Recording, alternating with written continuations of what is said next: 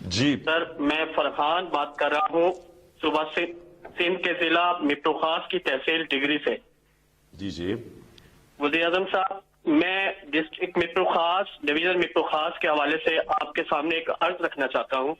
مٹو خاص ڈویژن میں 3 بڑے ڈسٹرکٹ ہیں، مٹھی، عمرکوٹ اور مٹو خاص.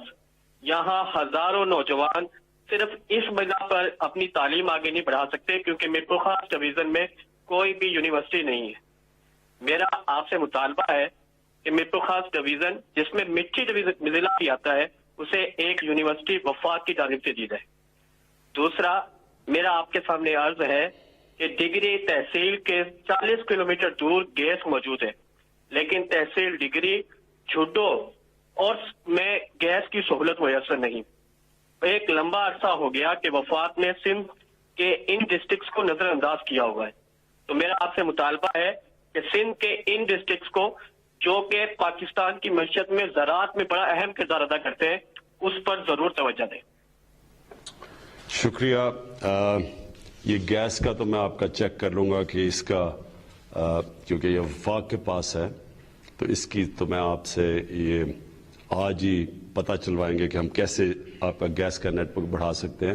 صرف گیس کے اوپر میں ایک چیز کہنا چاہتا ہوں کہ پاکستان میں بدقسمتی سے کیونکہ ہم نے گیس کے کنویں اتنے نہیں کھودے جتنے کھودنے چاہیے تھے، اب ہم کھود رہے ہیں زیادہ گیس کے کنویں، تو پاکستان کے اندر جو گیس تھی اور اتنی دیر تک پاکستان گیس کے اوپر گزارا کر رہا تھا وہ گیس نیچے جا رہی ہے. ہماری جو اپنے ملک میں گیس ہے وہ اب نیچے جا رہی ہے، اور جو امپورٹ کرنے والی گیس ہے جو ہم باہر سے امپورٹ کرتے ہیں جس کو یہ LNG کہتے ہیں، اس کی اب مقدار بڑھتی جا رہی ہے. مسئلہ کیا ہے کہ جو باہر سے گیس آ رہی ہے وہ مہنگی ہے. حالانکہ ہم نے ایک نیا کانٹریکٹ سائن کیا ہے جس میں ہم نے پہلے جس کانٹریکٹ پہ گیس لی تھی اس سے کم قیمت پہ لے رہے ہیں، لیکن اس کے باوجود جو گیپ ہے جتنی قیمت پہ ہم گیس خریدتے ہیں اور جتنی قیمت پہ ہم بیچ رہے ہیں یعنی اپنے لوگوں کو ڈومیسٹک کنزیومر کو دے رہے ہیں اس میں بڑا گیپ آ گیا ہے، جس کی وجہ سے ہمارے قرضے اب بڑھتے جا رہے ہیں. اور اس کے اوپر بھی انشاءاللہ آپ کے سامنے لے کے آئیں گے کہ ہمیں کیسے اب یہ کرنا ہے کہ صرف آپ کو پتا ہونا چاہیے صرف 27% پاکستانیوں کو گھر پہ گیس ملتی ہے، پائپڈ گیس ہے، باقی 73% پاکستانیوں کے گھروں میں گیس نہیں ہے. تو جو 27% پاکستانی ہیں ان کو ہم جب سستی گیس دیتے ہیں تو یہ ذہن میں ڈالیں کہ یہ جو باقی 73% پاکستانی ہیں وہ سبسیڈائز کر رہے ہیں ان کے لیے، یعنی وہ اس کی قیمت ادا کرتے ہیں سستی گیس ان 27% پاکستانیوں کو دینے کے لیے. تو اگر ہم گیس اور زیادہ بڑھاتے ہیں تو مشکل یہ ہے کہ اگر اس کی اسی قیمت پہ دیں گے تو ہمارے گیس کے قرضے بڑھتے جائیں گے کیونکہ گیس مہنگی لے رہے ہیں، بیچ لوگوں کو سستی دے رہے ہیں. تو یہ گیس کا ایک ایشو تھا. دوسری آگے یونیورسٹیز کا. دیکھیں یونیورسٹیز کا یہ تو بالکل آپ بات ٹھیک کہتے ہیں کہ ہائر ایجوکیشن یہ ایک قوم کے اندر سب سے بڑی نعمت ہوتی ہے. قومیں اوپر جاتی ہیں ہائر ایجوکیشن سے جب آپ ان کو کوالٹی ایجوکیشن دیتے ہیں. اس کو انگریزی میں لفظ ہے ویلیو ایڈ کرتے ہیں.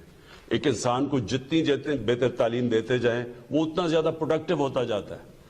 یہ اور بات ہے کہ اس کے اوپر بھی سوچنا چاہیے کس قسم کی ہائر ایجوکیشن، اس کے اوپر بھی ہم کام کر رہے ہیں.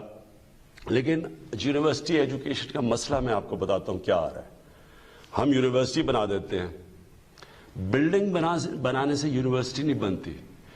جو فیکلٹی ہوتی ہے یعنی کہ جو کوالٹی پروفیسرز کی ہوتی ہے اور PhDs جو وہاں پڑھاتے ہیں یونیورسٹیز میں، اس کے اوپر ڈیپینڈ کرتا ہے. اگر وہ کوالٹی کی فیکلٹی ہو تو یونیورسٹی کا فائدہ ہے.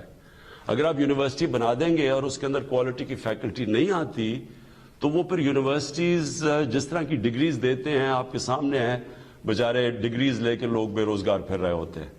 تو یہ اس وقت مسئلہ ہے اور یہ اس کے اوپر ایک پورا ہم ایک چینج لے کے آ رہے ہیں ہائر ایجوکیشن میں، کیونکہ پہلے جو ہائر ایجوکیشن کے سربراہ تھے وہ ہماری گورنمنٹ نے نہیں ان کو سلیکٹ کیا تھا. اب ہم اپنی ایک ویژن کے مطابق سربراہ لے کے آ رہے ہیں اور ہائر ایجوکیشن کے اندر کئی بڑے چینجز کرنے لگے ہیں. میرے ہسبینڈ پرائیویٹ جاب کرتے ہیں. میں مہنگائی کے بارے میں بات کرنا چاہتی ہوں کہ مہنگائی جو ہے وہ دن بدن بڑھتی جا رہی ہے اور گزارا مشکل ہو رہا ہے. ہم بچوں کے اسکول کی فیس دیں یا گھر کا خرچہ چلائیں. اور اب تو اگر آپ دیکھیں تو ڈالر کی جو پرائس ہے وہ بھی کم ہو گئی ہے اور جو روپے کی ویلیو ہے وہ بھی مستحکم ہو گئی ہے.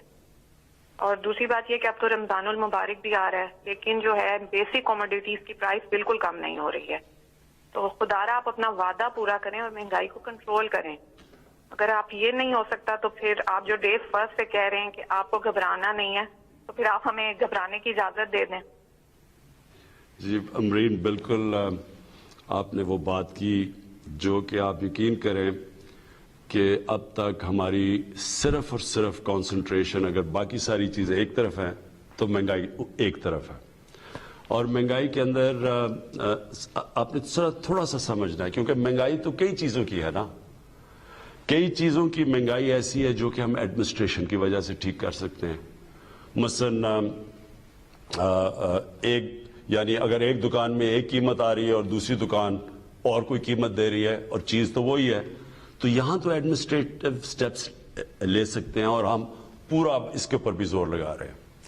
ایک مہنگائی یہ, اور یہ بھی آپ نے سمجھنا ہے, وہ مہنگائی یہ ہے کہ ایک کسان سبزیاں یا جو بھی اپنی پیداوار ہے وہ ایک قیمت کے اوپر وہ لے کے جاتا ہے مارکیٹ کے اندر, لیکن اس مارکیٹ سے جب وہ چیز جاتی ہے شہر میں یعنی ریٹیل میں, یعنی جب آپ کے پاس پہنچتی ہے تو اس کے اندر ایک بہت بڑا فرق آ جاتا ہے.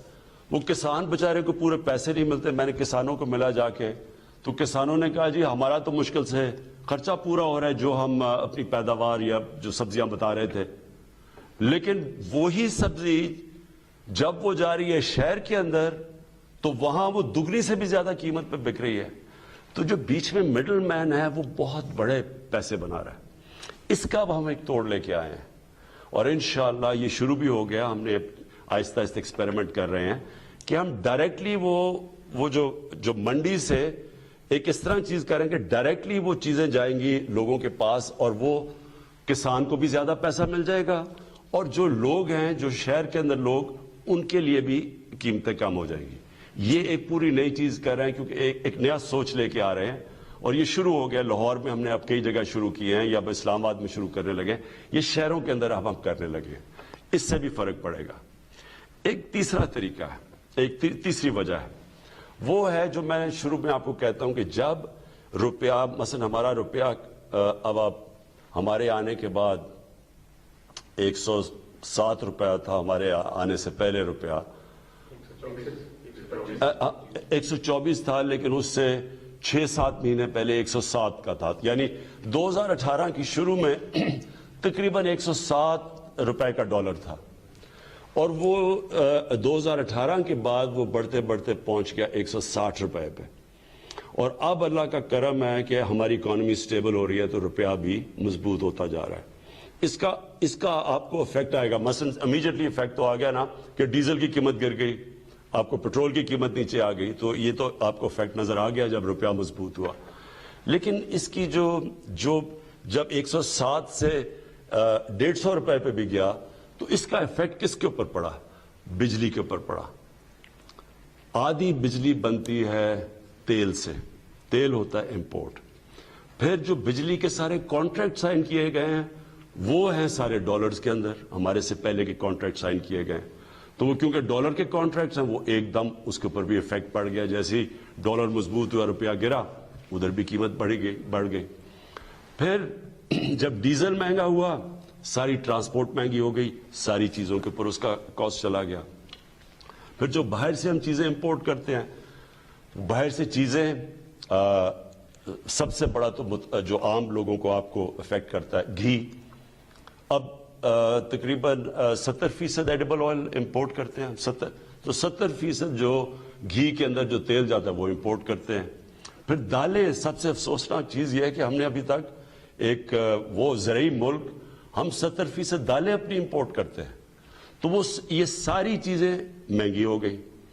اور ایک اور مسئلہ آیا کہ ہمیں گندم جو کہ پاکستان میں ہمیشہ ہوتی تھی, وہ ہماری آبادی کیونکہ بڑھتی گئی ہے جو گندم پاکستان میں تھی اس کے اندر خسارہ آ گیا، ایک تو بارشیں غلط ٹائم پہ ہو گئی، تو ہمیں ایک سال کے اندر 40 لاکھ ٹن گندم امپورٹ کرنی پڑی، اور اس کے علاوہ گندم امپورٹ اور اس کا سارا امپیکٹ پڑا، یعنی جیسے آپ گندم امپورٹ کرتے ہیں تو وہ مہنگی، باہر سے مہنگی آئی یہاں سے، تو اس کا کوئی امپیکٹ پڑا۔ تو جو امپورٹس مہنگی ہوئی روپے گرنے سے، ایک وہ ہو گئی، پھر ایک بدقسمتی سے ایک اور اب چیز ہم نے آہستہ آہستہ انکوائریز میں پتہ چلا، وہ کیا ہے؟ یہاں بیٹھے ہوئے ہیں مافیاز۔ یہ امرین آپ نے سمجھنے کی بات ہے، یہاں پاکستان میں وہ لوگ بیٹھے ہوئے، قائد اعظم نے بھی ان کی بات کی تھی، جو ذخیرہ اندوزی کر کے قیمتیں اوپر بڑھاتے ہیں۔ یہ مافیاز بیٹھے ہوئے تھوڑے سے لوگ ہیں، یہ سٹا کھیلتے ہیں۔ عموماً تو چیز تب مہنگی ہوتی ہے جب اس کی سپلائی کم ہو جائے، مثلا اگر کمی ہو جائے کسی چیز کی، اگر چینی کی کمی ہو گئی تو زیادہ لوگ چینی مانگیں گے، اس کی قیمت اوپر چلی جائے گی۔ لیکن یہاں چینی پڑی ہوتی ہے، ذخیرے پڑے ہوتے ہیں چینی کے، لیکن قیمت اوپر جانی شروع ہو جاتی ہے۔ ایک وقت پہ چینی انہوں نے کہا جی اتنی زیادہ ایکسپورٹ کرو، چینی ایکسپورٹ کرنی شروع کی، وہ چینی کی قیمت اوپر چلی گئی۔ سو اس کا کوئی کنیکشن نہیں ہے، یہ جان بوجھ کے مافیاز بیٹھے ہیں جن کے پیچھے پہلی دفعہ پاکستان میں ہم اب جا رہے ہیں۔ میں یہاں شہزاد اکبر کو بلایا ہوا ہے، یہ آپ کو اصل میں کیونکہ پوری انکوائری کی گئی اس کے اوپر، ایف آئی اے نے پوری اس کے اوپر انکوائری کر کے تو رپورٹ لے کے آئے کہ کس طرح آرٹیفیشلی چینی کی قیمت اوپر کی جاتی ہے، لوگوں کا بیچاروں کا خون چوسا جاتا ہے۔ تھوڑے سے لوگ ہیں جو کہ کیسے اربوں اربوں اربوں روپیہ بناتے ہیں اس سے۔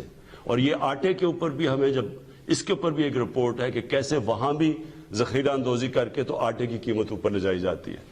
تو یہ میں صرف آپ کو اس لیے بتا رہا ہوں، اس کے مختلف طریقے ہیں، لیکن یہ آپ یقین کر لیں امرین، گھبرانے کی آپ کو ضرورت اس لیے نہیں ہے کہ سارا وقت ہم اس کے اوپر کام کر رہے ہیں، یا تو ہمیں گورنمنٹ کو فکر نہ ہو اس کے اوپر سارا وقت ہم کوشش کر رہے ہیں کہ ہم یہ کنٹرول کریں۔